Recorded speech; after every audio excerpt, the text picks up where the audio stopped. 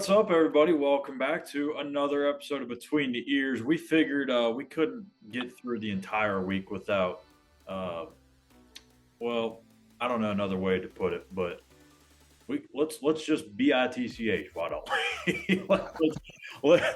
Let's just do Complain a little. yeah. Let's complain a little bit about. I mean, hey, let's be honest here. Neil said the word during his press conference. So if he says it there, I think it's okay for us to say here, right? I mean, I don't know. Anyways, let's bitch about the Big 12 and all this. Well, no, let's bitch about conference realignment. It's It's not conference the Big realignment. 12. That's right. That's right. The Big Big 12. 12 is West Virginia's savior. Yes, yes. The Big 12 is doing all great things right now. Adding Colorado, Arizona, Arizona State, Utah. I think I got everybody there. It's been a crazy week and a half or so, but Big 12 is in a great position. 2 years ago, you could have said that this conference may dissolve, and I think everyone probably would have thought the same thing. And at that point in time, we were all thinking, where the hell is West Virginia going to end up? Is it going to be the ACC? Is it going to be the Big Ten? Will they sneak into the SEC? Will they go to the American? Like, who knew where West Virginia was going to be 2 years ago? And Neil Brown pointed out something that actually you and I talked about off camera at one point, in that he gave a lot of credit to the former commissioner Bob Bowlesby because of the job that he did. You mentioned it too. Like, I asked you, I was like, "Do you think they jumped the gun in adding those four initial schools?" You're like, "No, because if they don't add those four schools, they probably aren't in the position to land these Pac-12 schools." So, just go ahead and give your thoughts on how the Big 12 went from where it was to where it is now, and just your overall thoughts on what this new conference is going to look like. I think when you think back to Bob Bowlesby, um, I think there was a time where he was a little bit passive. Um, I think it was around 2016, and you started hearing, they wanted to expand. They wanted to get back to 12 members. It was the Big 12, but there was just 10 schools, and all rumors, Oklahoma and Texas nixed it. So they said, okay, well, if those guys don't want it, we'll just stay where we're at. We'll continue the round robin format. And, probably in his mind, I don't want to speak for him, but after that, and then they end up bolting, uh, I think he was, well, you just got to be aggressive at this point. We can't sit back and say, well, we're better than Houston. We're better than UCF or Cincinnati. We got to strengthen the conference. We got to strengthen it now. We can't wait around and do all the due diligence. They've already done most of that due diligence anyway. So I thought the aggressive nature where they just reacted immediately was smart. And then because now what we're seeing, had they not done that, you probably would have positioned the Pac-12 to be what the Big 12 is now, because all of a sudden Texas Tech may be looking at, well, why, what are we doing? Pac-12 may have been aggressive. Well, maybe not, considering what happened with them, because they were kind of being passive. So yeah, you do have to give a lot of credit to Bob Bowlesby. I think he kind of learned a lesson in that. Don't try to just appease two members, try to get the majority. And I think they just kind of went for it. And then you look what Brett Yormark doing, same thing, very aggressive, been aggressive since he's taken over, looked into everything. I think with him, nothing was short-sighted. He was looking at big picture, decade from now, 2 decades from now, what the Big Ten was doing, as he was doing, what TV networks were doing.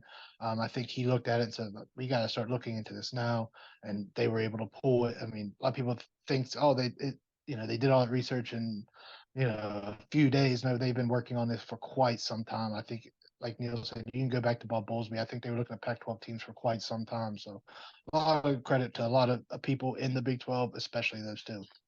Yeah, and it sucks. I mean, obviously for West Virginia that you can't get any more Eastern partners. It would certainly be a lot more ideal for Mountaineer fans to maybe, instead of going the Pac-12 route, going the route of poaching the ACC and maybe grabbing Pitt, Virginia Tech, Syracuse, and Louisville and all that stuff. But who knows? I mean, that we conference realignment is not over. Like, we are far, far away from that being the case, and just knowing how Brett Yormark has kind of worked this last year and a half, I don't know that he's quite done yet. I mean, I'm not saying that they're going to add more teams, but 16 is a healthy number. But I feel like if he truly wants to and he sees the value in adding two more, maybe even four more to get the 20, I think it's certainly a possibility. Now, if they go to four, maybe he just looks at the remaining Pac-12 schools and goes, "Hey, why don't you just come on over and we'll just finish this whole thing off."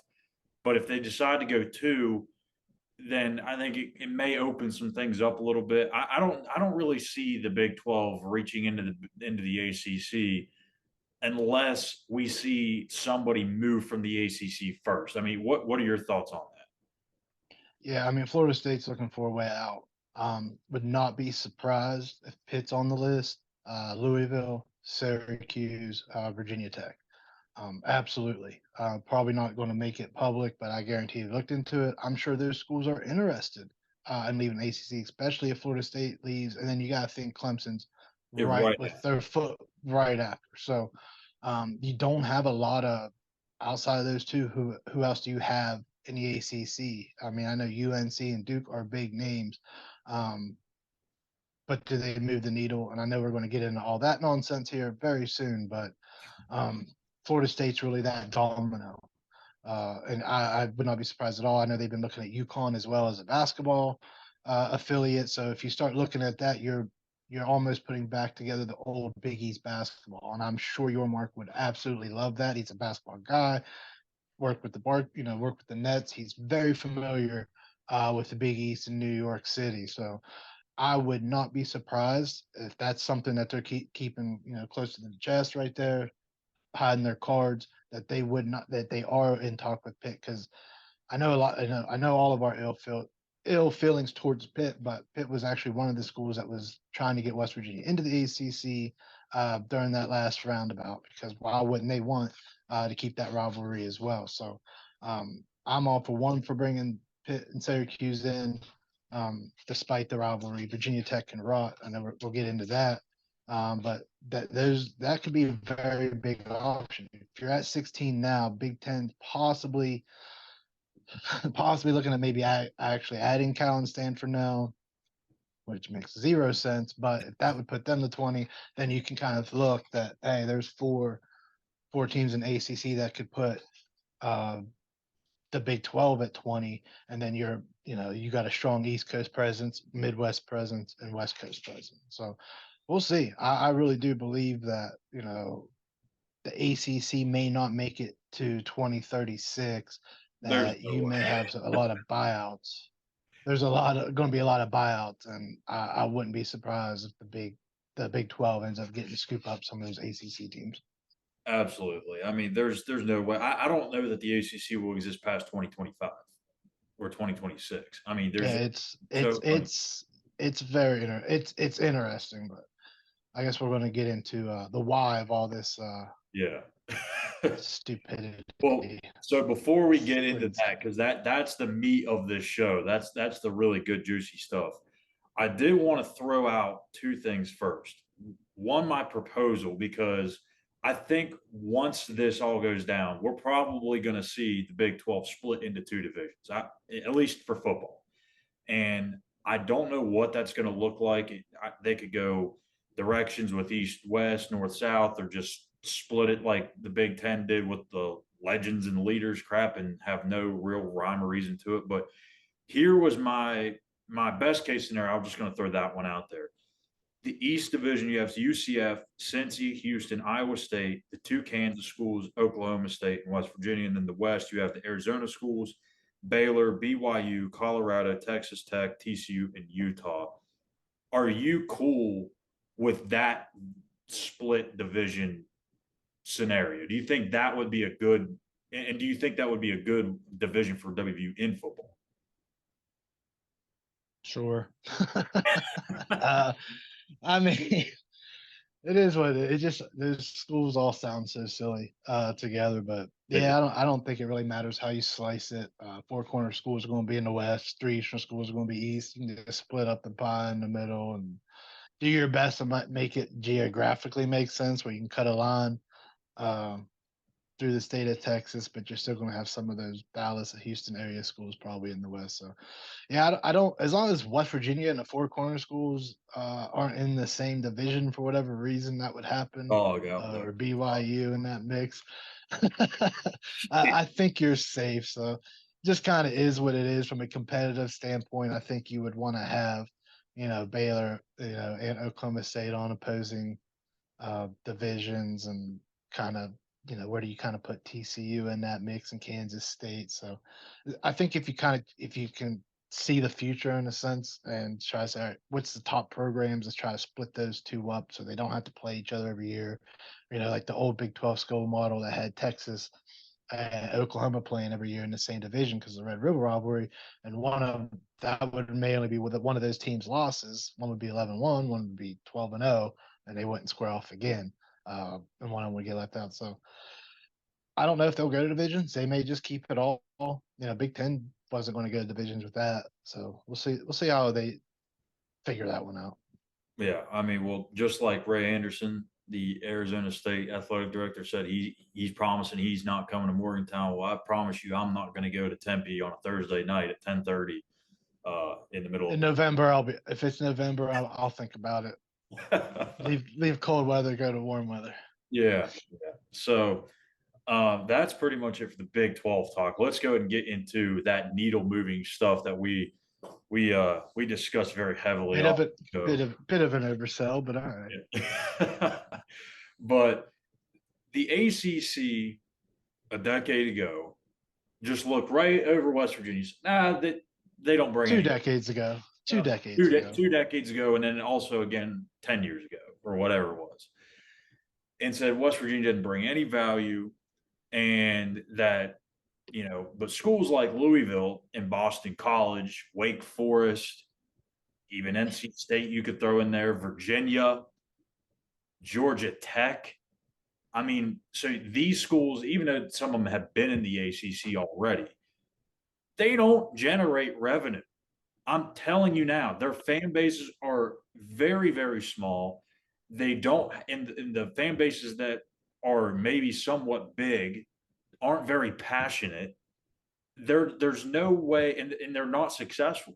You look at the Big Ten, Rutgers, and I'm just actually I'm going to table that there because I know you like to talk about this Rutgers New York thing. So I'm going to go ahead and let you take it from there.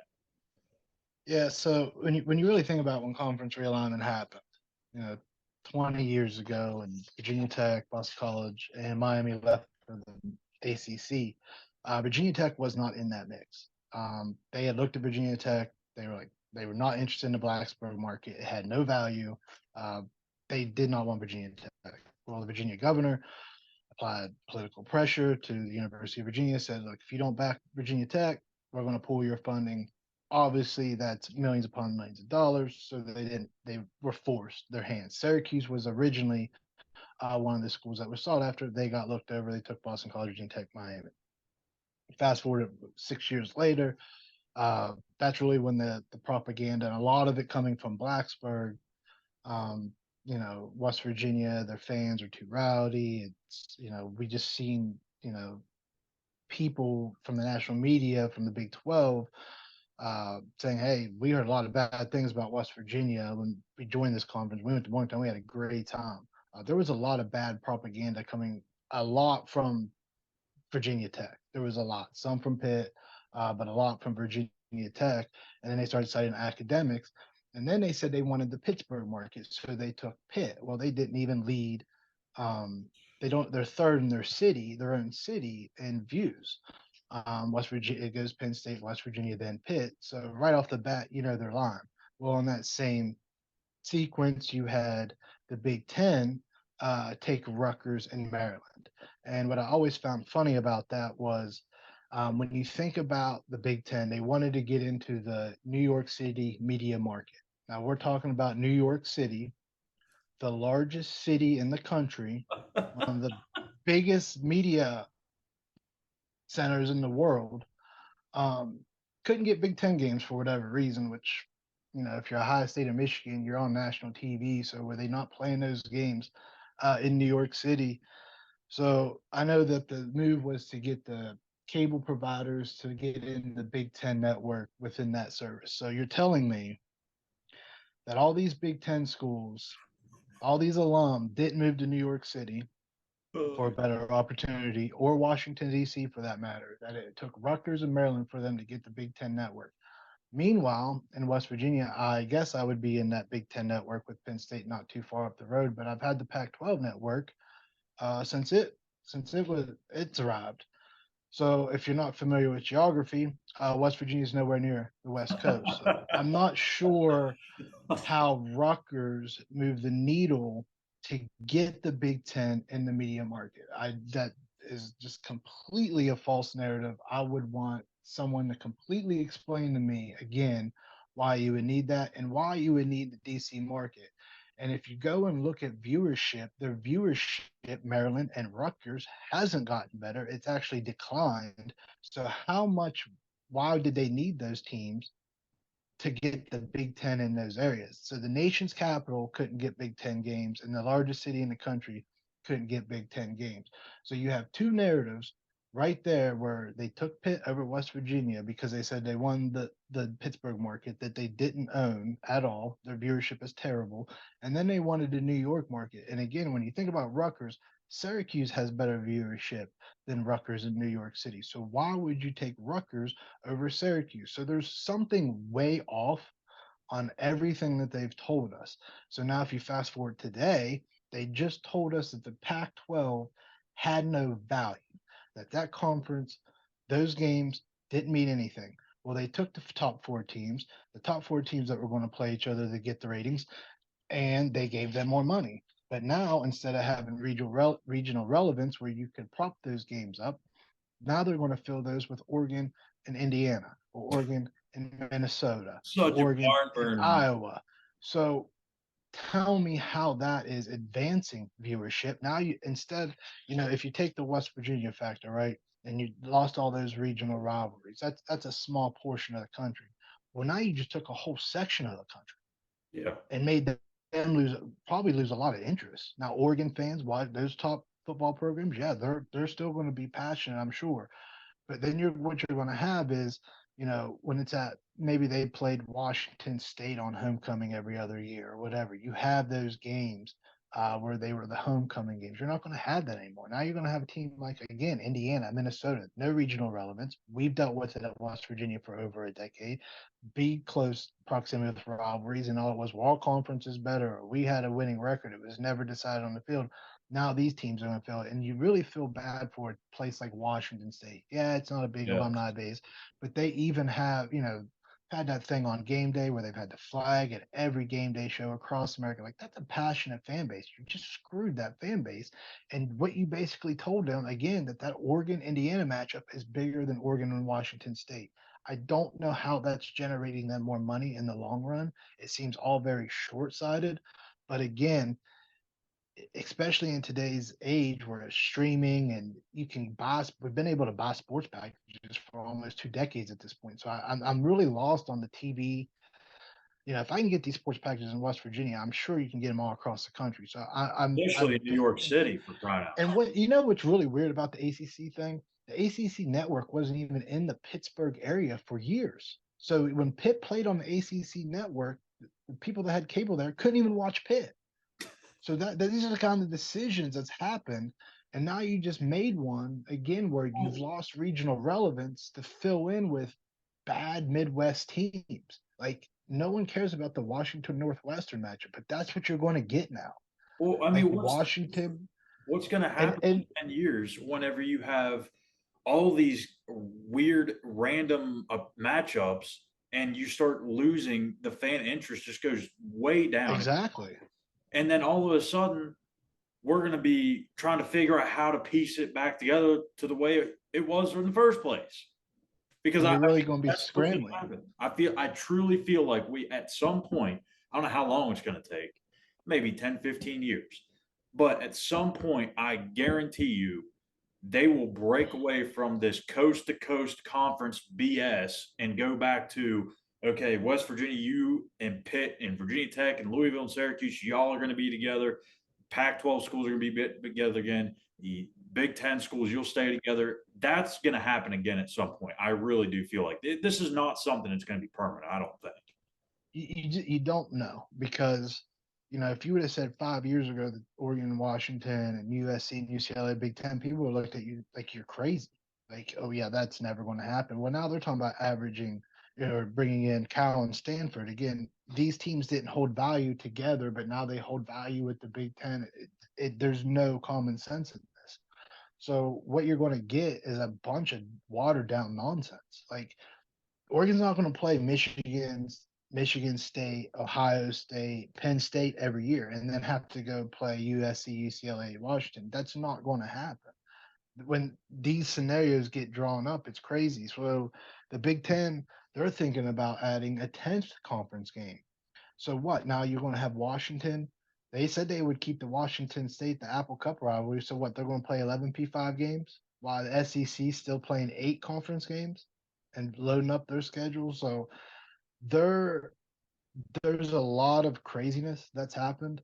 And then when you add in, um, you know, our Senator, West Virginia Senator Manchin with Tommy Tuberville is attacking the NIL and you want fair play, well, that's going to hurt a place like West Virginia now that's fixed their NIL collective. If you wanted a fair market, what you should have been doing is these public funded universities should all been under the same TV umbrella. So now instead of a fair play, well, you're going to have schools making over double the rest of the country. There's only a few dozen schools that's got the benefit now, and some of these aren't even good programs. Yeah. That's going to benefit from these huge TV deals. These are publicly funded schools from taxpayers.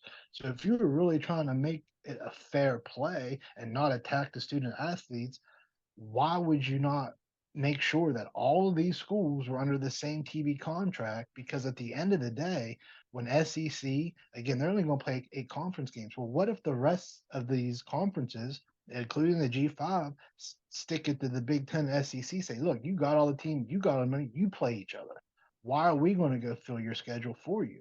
Because that would be the smart move to happen if you wanted fair play.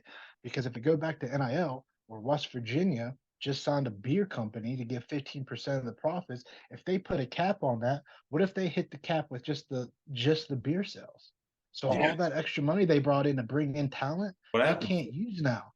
They can't close that gap from the TV deal. All the creative ways that they're trying to bring in money to keep athletes, to retain athletes, they're trying to put a cap on that. So now the schools that make double in TV not only get the better facilities, but now you're calling that fair.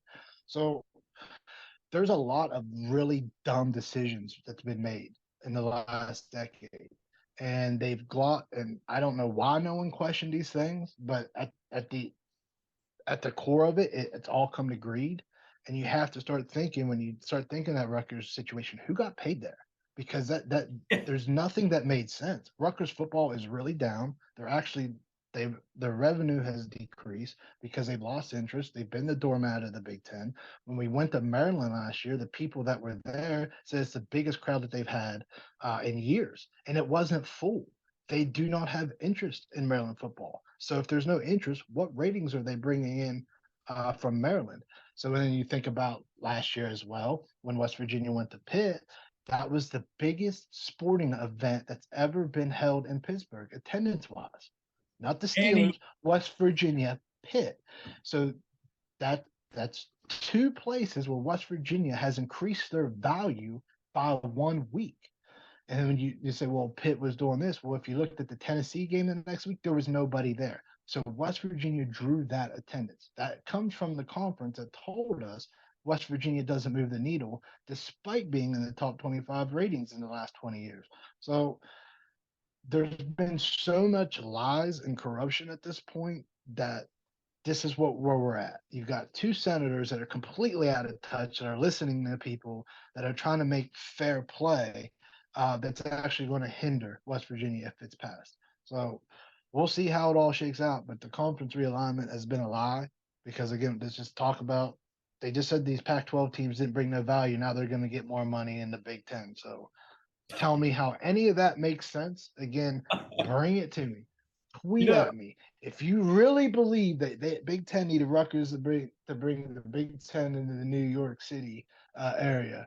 Then bless your heart. That's all I gotta say. speaking of Pac-12 and people not making sense, I mean, maybe Bill Walton's making all these decisions for all this conference realignment BS. But and that's an interesting thing too. What's going to happen to Bill Walton? Is he going to be on the Big 12 games now on ESPN with Fran Fraschilla or what? But Big 12 after dark. Let's go. oh gosh, I and mean, and I say I give credit to Neil Brown because, we're complaining right now, and that's what we every do. fan I'm sure out there is complaining, and they should. You're ripping away decades of rivalries and regional conference games like we dealt with it, decades of hatred.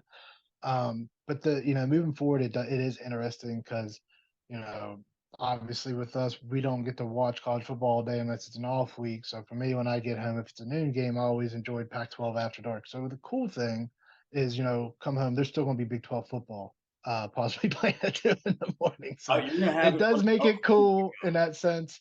It will be interesting. I'm old, so I miss the Syracuse, Virginia Tech, Pitt, Boston College days, but I think in the end we can all just sit here and complain about it, week in, week out, day in, day out. But at the end of the day, I think you just gotta move forward. Hopefully, they don't put a cap on the collective because that'd be so stupid on a lot of levels. But the decisions most. have been made lately haven't been the best, so I'm not holding my breath.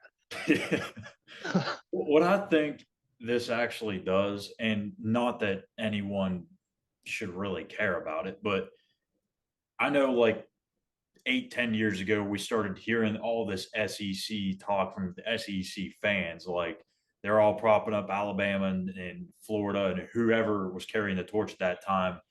But I think now that you're going to this national coast to coast type of conference, whether it's the ACC, Big 10, Big 12, whatever, I think you're going to get more fan bases actually rooting for the conference to be more successful than it has been in years past because there's not that regionality, but you all have something in common, and that's the coast to coastness of the conference. You want to say our coast to coast conference is better than your coast to coast conference. So maybe that's something that comes into play. I don't really know. I can't predict that.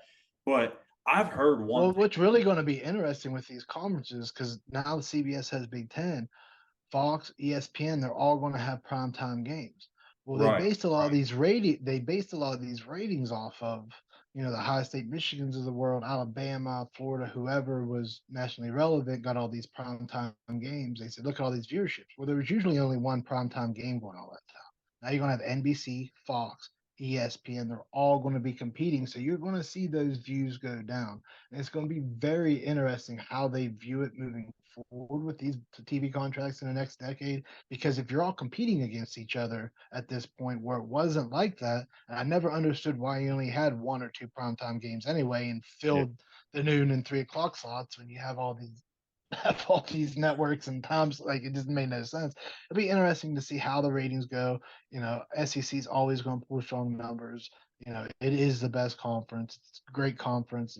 We know the passion of that fan base, but it's going to be interesting what happens to ACC and the Big Ten as well. Because again, how much, again, you're not going to lose to Oregon and the Washington, but what you might get is a people in that area not tuning in as much because they're not in the same conference. So that does matter. Where Washington State fans are like, well, why would I watch the Oregon matchup? It has nothing to do with us at this point. So it'll be interesting to see how all that shakes out with all these primetime games and see where all the ratings fall. I'm really interested to see it because I've seen this proposal thrown out there a couple of times, and I don't know if it's ever something that would be realistic. But again, like you just said a minute ago, we never thought we'd get to this point. So who the hell knows what comes next? But it would be really interesting if sometime down the line we got to a point where college athletics was almost viewed like soccer overseas, and where you have the different tiers, and depending on your value and how well you play, you move up and down. And I feel like if that's the next crazy thing, that wouldn't blow my mind.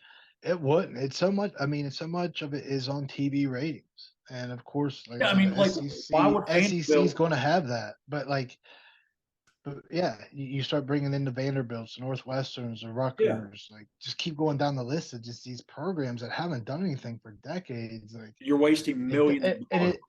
and I know people are like, well, West Virginia hasn't done anything, but West Virginia still brings value. They still sell out Exactly. games. They still Boom. travel. They still do a lot of different things, even when they're bad. But they have shown on Thursday night games, Friday night games, primetime games throughout Even the when they week went that 5-7 last year, they they were still they selling set out stadiums. records. They set records on viewerships for those days and put up best numbers in the last 5, 10 years. So this is what they call an average program that are putting up these numbers. Now, if you gave them the backing that you're giving Indiana and Rutgers and Vanderbilt, imagine what can happen. That's what you call investing into this sport, and that's what they should be doing out west, investing in this sport. The NFL has done try to do a tremendous job with the NFL for 60 kids, getting young kids involved in the game, making them aware that it's safe. No, Brown just talked about it. Said yes, he wants his son Dax to play football. He feels it's safer than soccer because they have pads on, and he wasn't dissing soccer. But there needs to be an effort, and you've seen it from the NFL, but you're not seeing it the investment at a college level, and you're not seeing a smart investment at a college level when you keep dumping money in the programs that just don't care about football. It's all about something else. So why do you keep investing in the programs that don't care in a place like West Virginia that's had a passionate fan base, that's been to the national championships, had undefeated conference championships?